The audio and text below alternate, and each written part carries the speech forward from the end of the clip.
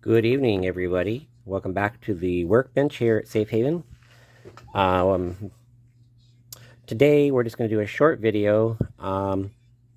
My daughter's up today because I'm doing an early video in the evening, so you hear her in the background watching her cartoons and stuff. So anyway, today's just going to be a quick video.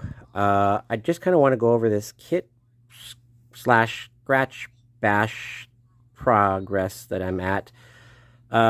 It's actually took me a little longer. I've had some more time working on this building. I was just testing some things and then and applying them and trying to see how they work. Just from reading up on things from various forums and stuff on weathering and other stuff like that. So this is just one of those projects that, I really, in the end, I want it to look awesome and cool and be close to what I'm wanting it to be. But at the same time, it doesn't bother me if it doesn't, because this is just one of those test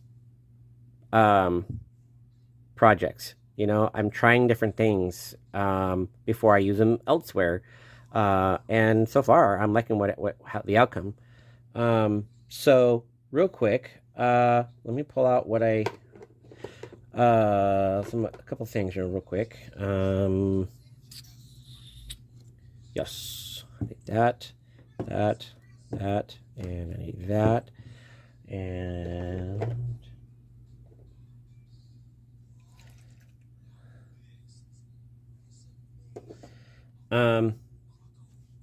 so last we had, I believe, I just got the roof cardstock on. I'm still working on this other part as far as the way I want it to look.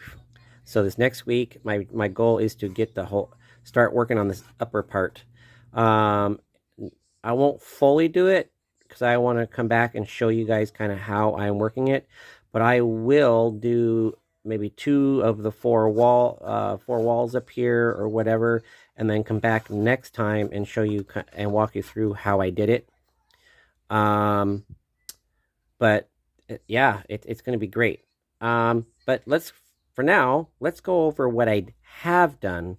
I went ahead and I put on some. Let me zoom in a little bit here for you guys. There we go. So let me go over what I did and kind of show you the whole building.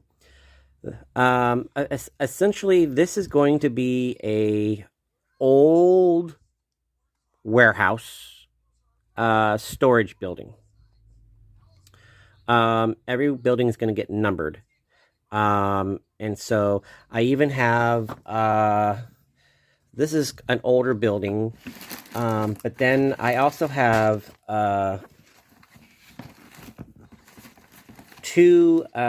have these two. I have Pike Stuff in scale. It's a prefab warehouse. I got that. And then I also have the distribution center. And all these are going to go down in the shipping area for shipping and receiving on the waterfront, where ships come in. They will also meet the docks, where they will they'll get moved around, and then they'll get put over to go onto trains up into the valley or wherever they're going, or on trucks. And so I'm going to eventually have like an area, a container area where ships come in with cargo there, they'll offload there. But then they also have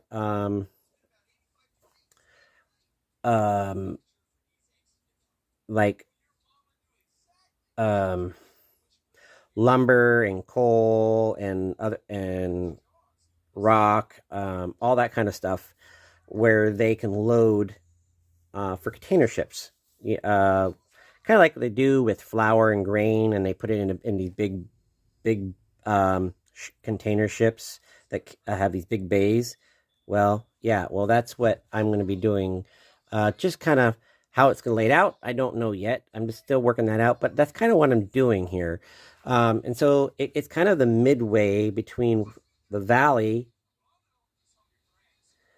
and the world, you know. And so it may not be an ocean or a bay, but it's a valley. It's an industrial valley. So there's a river that goes through, and yet to work on that. But the idea is to get the whole thing kind of ironed out what I want. And well, this is one of the things I came up with, and this is just one of the original old buildings. It's on the premises. It's still used, and I just, that's kind of what I'm doing with it. It's well used. It's rusty, you know. Here, I'm going to take the same material here, and I'm going to actually make pieces that go on the edge here, on all here and here, and then around here on both sides, just to kind of go over the sides for the edge, for like an edge decorative trim. And then we'll have the upper piece here, which I'm still working on. I got to get the lumber cut for that. But anyway, so you all remember that this was just a back on the last episodes and previous, that this was like a gray. Well, it worked out great. So I want to go over how I did my weathering. And I even want to go over, so let's start with where we're at now. On the wall, I've just been kind of playing around with it. And it turned out fairly well. I can't find the stuff that I used, but I will tell you how I did it. So for this, I just went and dabbed this is really good stuff, by the way. It's from Ammo. This is Ammo's, it's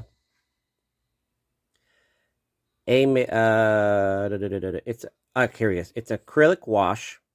It's dark brown. It's a dark brown wash. It's an acrylic wash, which is great because I wanted to go over an acrylic paint. Well, what I was not expecting is the way it dried. It came out really well. If you look at it, you can see how I scattered it for the most part. It's a trial and error type thing that I did. What I did is I just dabbed it where I wanted it a little bit, and then I used my finger and just rubbed it in. And what it has done, it has created, in my opinion, a dark brown over gray. Really makes it look like the underwood is being shown, and that it's peeled. It kind of gives a peeled effect, and at the same time, the brown wash kind of went over the windows. I think in here, yeah, this one, these I got a little too much on there, but I'll fix that. But anyway, it kind of got it a little dirty. It's old and grimy, and the same thing on the ends. I just did a little bit. I didn't try to overdo it, and all that. And then you see how I put a little bit of rust at the bottom, as if it came off and it's been dripping down on the building, and so the rust colors have just kind of somewhat lightly stained at certain spots, on that side and also on this side. Again, it looks like a peeling effect, and I like it.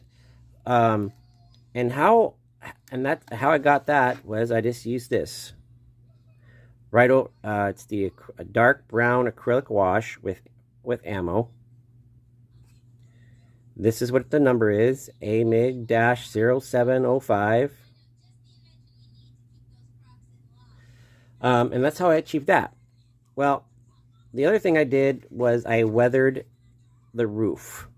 Like, it's been sitting here for years or decades or whatever. It's been here a long time. So this building has got a lot of heavy rust on here, and I tried my best to mimic different ages of rust. So what I did is I took Deco Art raw umber, and I painted the whole thing over. You know, not thick, just a thin layer. You can still see some of the metal on the back of it. I wanted that to show through. That gives a little bit of a depth to it, because it shows that you have a little bit of silver still showing through here and there. So then I just did that. And then I came along with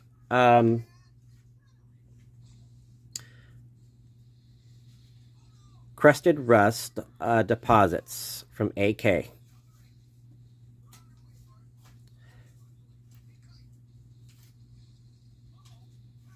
It's light rust deposits. It said crusted rust deposits, but it's light rust deposits. Okay. But anyway, I took this and I didn't do a whole lot. This stuff goes a long way. And so what you got to do is you just got to get it on your brush, take just about all of it off, and then just kind of leave enough on there where you can do streaks, and then just kind of rub it all over.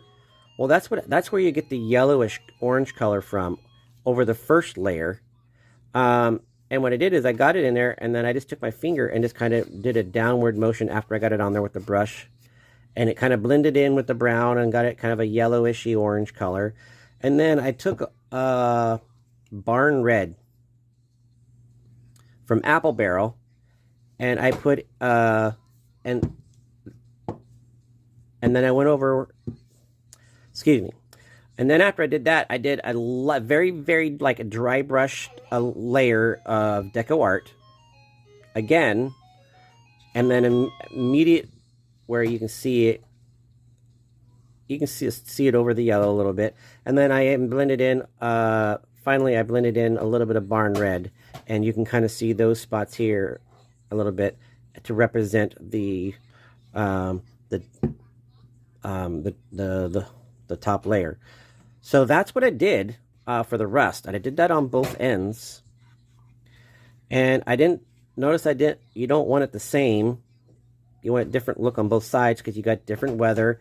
You know, this side is, you can see how you can still see up at the top, you know, where it's a little more protected. You're going to see that, and it gets a little more and more down here, but where you can just see silver.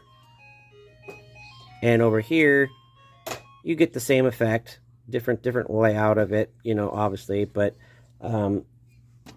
it is what it is.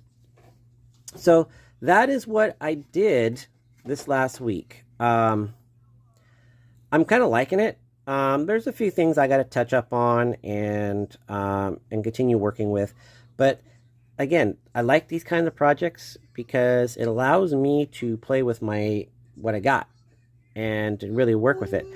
And you know, I love really weathering buildings. So if it turns like it's not a good building, I'll just weather the heck out of it, and I'll just put it down somewhere on the layout as an old building that's sitting there rotting. Or if I don't like it that much, I'll just throw it in the trash. But you know, I really like pushing the lines as far as just playing around. You never know what the outcome is, and you might come with a happy accident. You know, I kind of think of building structures as a modeler, Bob Ross, in the modeler's world. You know, there are only happy accidents. If something didn't go right, you can always make it like it was meant to be by just coming a different path, a different route. So that's what we'd have to do in this hobby. So anyway, that's where we're at on this this build. And all that good stuff. So this is just, I mean, I didn't think it was just real dark. I mean, this is a dark brown, but, I don't know if you can see,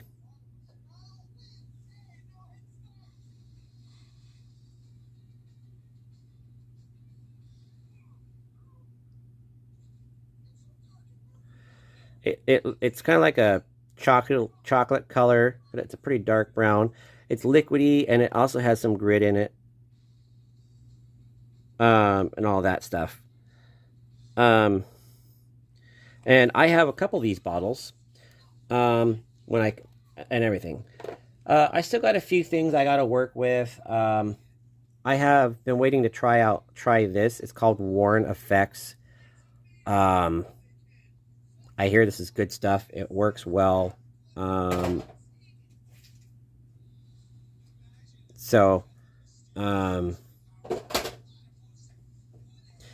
guess it's designed to make, according to what it says, it's to create scratches and worn effects. So, yeah,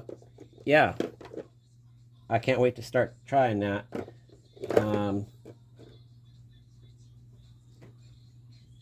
That is what I used to so far. And that's all I used. Now, while we have a minute here, I want to kind of go back in and say, well, when I'm done with this, I have this lumber yard I've been having on hold. I'm working out some kinks in it. So on how I want to do it. But in the meantime, right there is a big pile of stack of kits that most of those are going to be waiting till I get my layout going, hopefully here in the next year. I love just stockpiling my kits because financially budget comes and goes. So I want to be able to keep a supply of kits on hand so that I can have something to work on, and or supplies. Like, as you know, I have all my supplies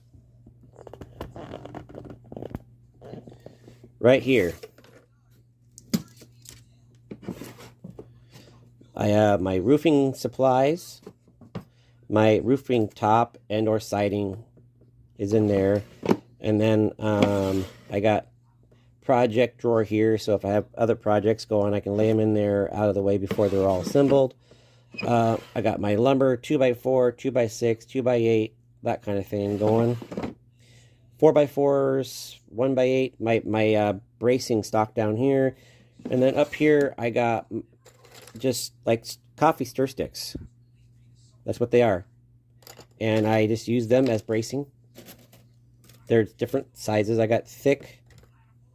These are pretty thick on these ones. And then these ones are thin ones. And then over here, on the far side, I got these are walls. These are HO scale building walls. Now, that's a dilemma that I have a different opinion on. And I think there's other people out there that agree with me. Depending on the manufacturer. Every manufacturer has what they feel is scale for their buildings. HO scale, there's different sizes of buildings, and everyone calls it HO. Same thing for N scale. I'll get a very tiny HO building that I could totally use for a large N scale building. And I can get a really large N-scale building that I can use in an HO setting as a small structure. So really, they really can intertwine if you really know how to play them and apply them. I mean, you can take an N-scale building and put it up against an HO building and as an addition, and it will look just fine. Provided the way you apply that and put them together works. It makes sense. You got to think through, okay, you know, because the details on N scale are smaller than the details on a HO scale, where, you know, so we're talking, you know, a little bit of difference there. But if you see what I'm saying, if you're consistent on how you apply the structure, it will work. And I've been playing around with that. I've been talking to people about it. It says, yeah, you can do anything you want to do. because it's your hobby. I says, well, yeah, but what I'm talking about is mixing scales. You have an in scale and HO scale building that are so close in size, you can use it for either. That's what I love. And that's where some people say, well, that's why a lot of people, you do HO and 30. It's in between HO and N, and you can use it for either. So that's where a lot of people agree on the fact that manufacturers are trying to not just do HO, they want to do N and O scale. So what they want to do is they're trying to, and I get it, what they want to do is they want to minimize their cost but hit two niches at the same time. N scale is upcoming into the hobby more and more all the time, whereas HO is already established. O scale is established and still growing, but it's a huge scale, you know, so there's a lot of room being taken up. So people are trying to work within their means, and guess what? People like HO and they like N, and guess what? If you do HON type of setting, you can achieve the best of both worlds, because you can mix your buildings as long as you can pull it off good. And there is a lot of manufacturers out there, or not a lot. There's several manufacturers out there that do an awesome job. And you know, I love both. I'm a person that all my buildings I've done so far, with the exception of 2 or 3, have been in scale. And I have to admit, 90% of my builds have been from one manufacturer, because I'm a big supporter of in scale. I do have some other scales here in plastic that I'm working with. I have some other kits that are right here that I'm going to be doing. I have an in scale Train Time Laser is a company that does in scale and HO, so it does both. So I'm just reaching out there and I'm trying different things and doing different things, and you know, it's working, you know. But I've had a lot of questions. Well, why I don't do certain things, or why I do certain things, and I'm like, well, because it's just the way I do it. It's the way that I want to do it. And I just show everybody the outcome of what it is. And so, anyway, yeah, I got some things coming. I am really trying to work on getting things going, for my announcement tonight. I want to let everybody know that I am really working on some Safe Haven brand stuff that I'll be able to put out there, you know. So that's in the works. You know, shirts, cups, you know, just a couple of, starting out with some small things. I will probably be offering, primarily, if I do shirts, I'll be doing, basically pre-orders, and and then I will get them ordered and they will ship directly to you from where they are made. So, I'm working on that too. I have working with a couple different people on that, but that's the news. I'm working on things like that. So anything that I have, I've been doing like that. I am working on a GoDaddy website page to start selling some things. Yes, that's right. I am working on that. I just been taking a whole different route on things, and I've been kind of working on getting things going.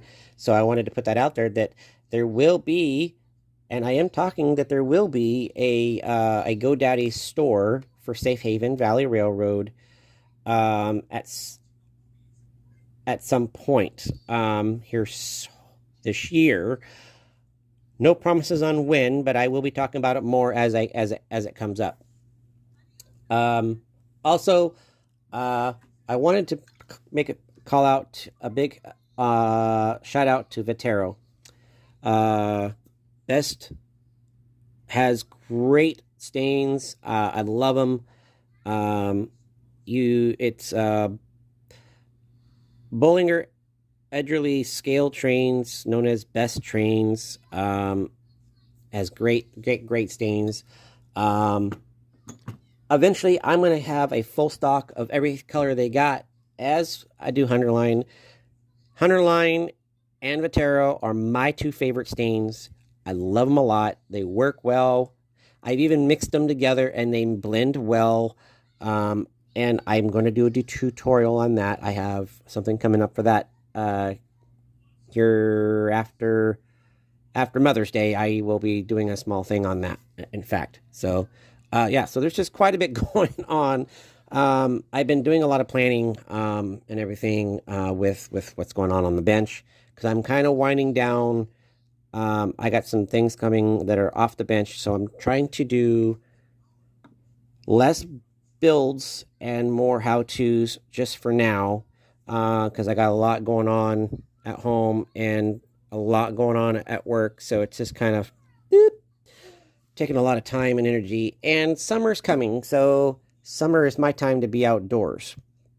So I love to go hiking and on trails and all that. So my daughter and my wife and I are going to be going and doing quite a bit of hiking this summer, mostly on the weekends when I'm off. But during the week, I still do these modeling stuff, but it's not going to be anything major. It's just going to be how-tos. Still on Thursdays. Maybe if it's something really quick and easy, I will take photos and I'll do a description of what I did and how I did it, and then just post them one by, whatever, so I'm dialing back a little bit just for now. I got some stuff I'm working on here at home, so I got to just kind of take care of that before I can push forward again in the hobby. But I'm not going away from the hobby. This is my escape. My escape from home and work. It just kind of it allows me to have my time and kind of a reset button.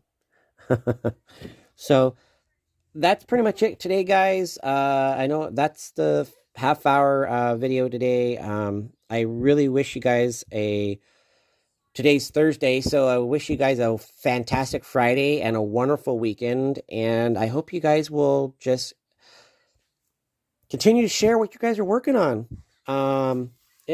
Please share. I'm happy to look at everything. I mean, I've been getting a lot of inspiration from you guys. I see here and there, I see something that I like, and it just triggers. Okay, that looks great, but I want to try it this way, or that looks good, but I think I can do it better in this way, or whatever.